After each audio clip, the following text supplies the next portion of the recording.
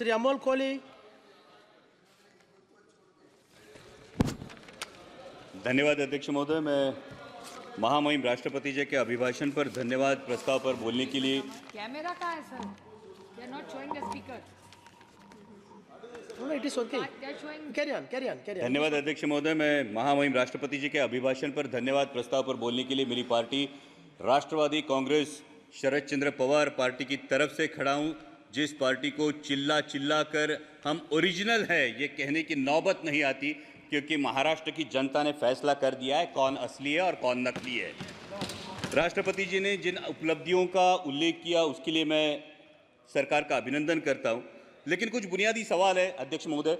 जब 5वें नंबर की हमारी अर्थव्यवस्था, ये गौरवशाली बात है, लेकिन देश ये भी जानना चाहता है कि देश पर कर्जा कितना है, देश पर बोरोइंग्स कितनी है और देश के सकल उत्पाद के ये बोरोइंग्स कितनी फीसदी है और ये ऋण कब तक और कैसे चुकाया जाएगा। हमारी मराठी में कहावत है, ऋण काढून सण फार काळ साजरा करता येत नाही। और इसलिए दूसरी बात है, महामहिम राष्ट्रपति जी ने जो कही कि 80 करोड़ देशवासियों को मुफ्त राशन दिया जा रहा है, तो 5वीं अर्थव्यवस्था के लिए क्या ये घोषणावा है? और दूसरा सवाल ये खड़ा होता है कि बावजूद इसके हंगर इंडेक्स में भारत का स्थान 125 देशों में 111वां है, जो पाकिस्तान, नेपाल, बांग्लादेश और श्रीलंका से भी नीचे है। क्या ये उपलब्धि है? और अगला सवाल ये बनता है, जो 5वें नंबर की अर्थव्यवस्था है वो अपने जेन्युइन जो ईमानदार टैक्स पेयर्स है उनको क्या दे रही है? ये टैक्स पेयर्स को अपने बच्चों को शिक्षा के लिए प्राइवेट स्कूल में भेजना पड़ता है, उनको अपने हेल्थ के लिए हेल्थ इंश्योरेंस निकालना पड़ता है। सर, नौबत तो ये है कि जब नॉर्मल मिडिल क्लास आदमी बाइक खरीदने जाता है तो उसको 28% जीएसटी देना पड़ता है, लेकिन इस देश में जो कोई हेलीकॉप्टर खरीदना चाहता है उसको सिर्फ 5% जीएसटी है। तो क्या ये उपलब्धि है? ये हर देशवासी के लिए अर्थव्यवस्था है? ये सबसे बड़ी बात है। और इसीलिए यह सवाल बनता है कि जब अर्थव्यवस्था क्या सही में सुदृढ़ है या सिर्फ यह सूजन है जिसे सुदृढ़ता बताया जा रहा है। महामहिम राष्ट्रपति जी ने अपनी अभिभाषण में ग्रामीण अर्थव्यवस्था और डेयरी का उल्लेख किया, लेकिन दुर्भाग्यवश माननीय मंत्री महोदय यहां बैठे, लेकिन उसी दिन जो मिल्क पाउडर है उस पे इंपोर्ट ड्यूटी माफ करके मिल्क पाउडर आयात करने का एक निर्णय जो लिया गया। Sir, Yeah, but don't cut his time. he is not yielding. You are yielding. No sir, I'm asking sir ये दूध उत्पादक किसानों के लिए कि एकदम गलत बता रहे हैं, इससे I want you to kindly give me a chance. इनकी जानकारी के लिए और पूरे सदन की जानकारी के लिए, शरद पवार जी जब कृषि मंत्री थे उस समय उन्होंने ये टीआरक्यू दिया था। एक समय 10,000 Your ton time will come now. का, बाद में 25,000 टन का, और उस समय मिल्क पाउडर इंपोर्ट हुआ। What is that? Honorable Minister, your time will come. Your member is. See, next member is your from party. उसका क्या संबंध है? Honorable Minister, wait. Honorable Minister, wait. No. Immediately your member is going to speak. That time it can be debated. Sir, पुराने निर्णयों को लेके आज You वास्तविक carry on. सर आज Nothing will go वास्तविकता on. ये है देश में। सर, मैं माननीय मंत्री महोदय के संज्ञान में ये बात लाना चाहूंगा कि सर देश में मिनरल वाटर की बोतल 20 रुपए में मिलती है और हमारा किसान दूध 22 या 24 रुपए में बेचता है। तो क्या ये किसान को समृद्ध करने का निर्णय है? सर, मिनरल वाटर की बोतल 20 रुपए में बिकती है और हमारा किसान जो अपने पशुओं को पालता है उसको दूध बेचना पड़ता है 22 या 24 रुपए किलो में। तो क्या ये किसान के साथ न्याय हो रहा है? ये इसका जवाब किसान चाहता है। सर, महामहिम राष्ट्रपति जी ने किसान सम्मान निधि की भी बात की, लेकिन असली किसान का सम्मान तो तब होगा सर जब कृषि के लिए जो औजार लगते हैं उन पे जो 12% जीएसटी है, ये 12% जीएसटी हटाया जाए और उनके फर्टिलाइजर्स और पेस्टिसाइड्स की कीमतों पर नियंत्रण लाया जाए और कृषि उत्पाद के लिए सुनिश्चित और परमानेंट आयात निर्यात धोरण लाया जाए। सर, हाल ही में हमने देखा, पिछले साल हमने देखा कि जब प्याज की डिमांड थी, मिडिल ईस्ट में डिमांड थी, यूरोप में डिमांड थी, तब प्याज पे निर्यात पर पाबंदी लगाकर पाकिस्तान के प्याज उत्पादक किसानों का भला इसी सरकार ने किया है। ये प्याज उत्पादक किसान कभी भूल नहीं सकता सर। और दूसरा एक बहुत ही अहम किसानों से जुड़े मुद्दे पर जो मेरे चुनाव क्षेत्र से उस पर मैं ध्यान आकर्षित करना चाहूंगा, वो है लेपर्ड का इशू। सर मेरे चुनाव क्षेत्र में जुन्नर वन विभाग के क्षेत्र में 700 लेपर्ड्स का अधिवास है सर, 700 लेपर्ड्स, और आए दिन किसी ना किसी पर हमला होता है सर। जब एक बाप अपने 3 साल के लहूलुहान बच्चे को लेकर सामने खड़ा होता है तब ये इसकी गंभीरता और ज्यादा महसूस होती है सर। 23 लोगों ने पिछले 1 साल में जान गंवाई है, और बार बार मैंने दरख्वास्त की है माननीय मंत्री जी से भी कि लेपर्ड रिप्रोडक्शन कंट्रोल के बारे में सरकार गंभीरता पूर्वक ध्यान ले। महामहिम राष्ट्रपति जी ने अपने अभिभाषण में इंफ्रास्ट्रक्चर की भी बात की।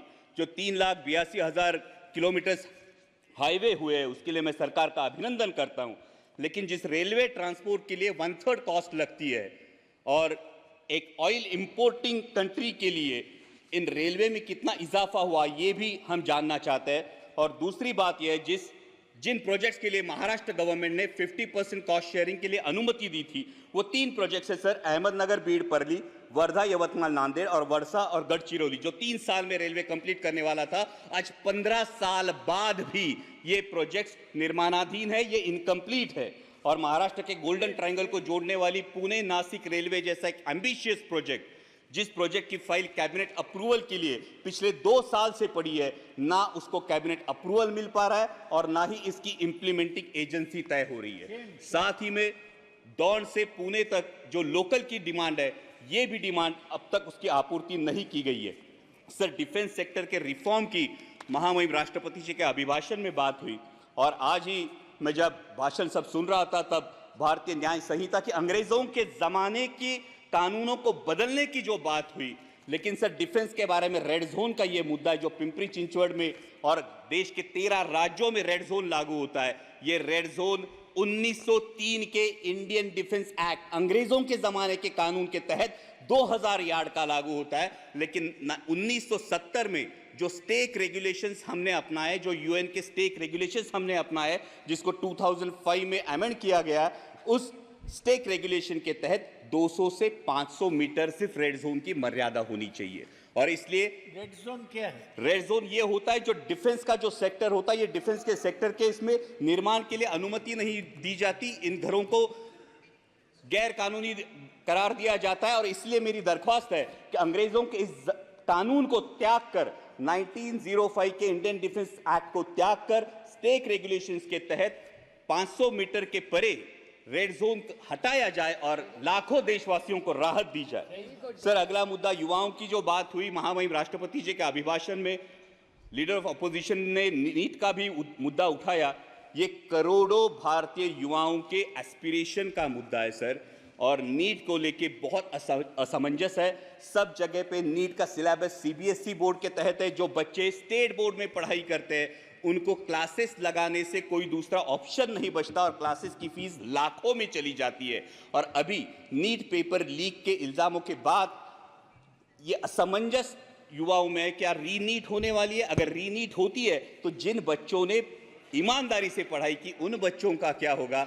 और अगर रीनीट और इस फैसले में अगर देरी लग जाती है तो सर एमबीबीएस का जो सिलेबस है फर्स्ट ईयर का, जिसमें फाउंडेशन होता है एनाटॉमी, फिजियोलॉजी और बायोकेमिस्ट्री का, जो 1 साल होता है, ये अगर कम कर दिया जाए तो युवाओं में जो एमबीबीएस एस्पायरेंट्स है उनका ये फाउंडेशन वीक हो जाएगा। सर दूसरा युवाओं से लेकर मेरे महाराष्ट्र में एक बहुत अहम मुद्दा है, वो है मराठा आरक्षण का। मराठा आरक्षण को लेकर महाराष्ट्र में बहुत बड़ा आक्रोश है और उसी को लेके ओबीसी के युवाओं में अपने आरक्षण को लेके चिंता भी है। इसलिए मेरी सदन के माध्यम से सरकार से दरख्वास्त है कि जातिगत जनगणना कराई जाए और किसी भी के आरक्षण को ठेस ना पहुंचाते हुए मराठा समाज को भी आरक्षण दिया जाए। और सर अंत में मराठी में इतना ही कहूंगा कि जलवायु की भी महामहिम राष्ट्रपति जी ने बात की, लेकिन आत्ताच आमच्याकडे माऊलींच्या पालखीचं प्रस्थान झालंय आणि इंद्रायणी माई अजूनही फेसाळलेली आहे। करोडो रुपयांचा खर्च होऊन सुद्धा जर आमच्या वारकऱ्यांचं श्रद्धास्थान असलेली आमच्या इंद्रायणी माईला जर मोकळा श्वास मिळत नसेल तर नक्की हा पैसा जातो कुठं, या नदी सुधार प्रकल्पाचा विचार व्हावा। सर साथ ही में आपातकाल की बात हुई, लेकिन सर वास्तविकता यह है कि 1980 में जनरल इलेक्शंस में इसी देश की जनता ने 353 सीट्स देकर इसी कांग्रेस को वापस सत्ता में बिठाया था। तो ये मैं जानना चाहूंगा कि बार बार पुरानी जख्मों को कुदेरने से क्या हासिल होगा? और जब हम डिक्लेयर्ड इमरजेंसी की बात करते हैं तो देश में अनडिक्लेयर्ड इमरजेंसी की भी चर्चा होती है सर। कुछ सालों पहले सर शोले करके एक मूवी आई थी, उसमें एक डायलॉग था, शायद आपको भी याद होगा, कि दूर किसी दराज में जब बच्चा रोता है तो मां कहती है सो जा वरना गब्बर आ जाएगा। सर हालात ऐसे थे कि जब विपक्ष का कोई नेता सरकार के खिलाफ बोलता है तो उसको बोला जाता है चुप हो जा, सरकार के खिलाफ मत बोल वरना ईडी सीबीआई या इनकम टैक्स आ जाएगा। सर इस इनडिक्लेयर्ड इमरजेंसी का क्या? Sir 2 minute Please, one more speaker is there. Yes sir. One more speaker is sir for the जब party. नेता Please तोड़ो wind up, please wind party up. फोड़ो लेकिन विपक्ष मत रहने दो, ये बात होती है। सर जब लीडर ऑफ अपोजिशन ने डर की बात की तो महाराष्ट्र में भी बात हुई थी। 27 जून को माननीय प्रधानमंत्री जी ने भोपाल में भाषण किया था, तब उन्होंने नेचुरली करप्ट पार्टी जिस पार्टी को बोला था, जिन पर इल्जाम लगाए थे, उन्हीं हमारे साथियों को लेकर आज महाराष्ट्र में सरकार बनी है। तो सत्ता पक्ष ये कहे कि उनकी नैतिकता कहां गई। लेकिन अंत में मैं देश की जनता का आभार करूंगा सर, लास्ट पॉइंट, देश की जनता का आभार करूंगा क्योंकि उन्होंने पूर्ण बहुमत नहीं दिया और ये दिखा दिया कि तुम भारत कहो या इंडिया। सर 1 मिनट सिर्फ, लास्ट मिनट, तुम भारत कहो या इंडिया, मैं वही हूं जो अपने कर्म पर विश्वास रखता हूं। मैं वही हूं जो मंदिर मस्जिद मंगल सूत्र से ज्यादा देश की एकता को अहमियत देता हूं। मैं वही हूं जो राजतंत्र से ऊपर लोकतंत्र को मानता हूं, ठेकेदारों से ज्यादा पहरेदारों पर भरोसा करता हूं।